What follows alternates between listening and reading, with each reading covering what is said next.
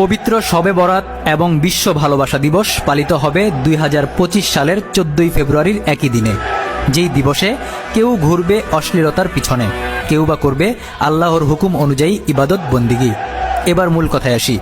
যখন আল্লাহর সামনে গিয়ে দাঁড়াবো তখন কি জবাব দিব, সেই চিন্তা মাথায় রেখে একজন মুসলিম হিসেবে অশ্লীলতাকে বাদ দিয়ে ইসলামের পবিত্রতা রক্ষা করাই হোক আমাদের মূল লক্ষ্য। আর সেই পবিত্র দিনে জীবনসঙ্গী আল্লাহর কাছ থেকে চেয়ে নিব।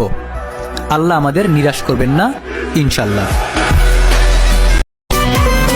আসসালামু আলাইকুম, সবাইকে রমজান মাসের অগ্রিম শুভেচ্ছা।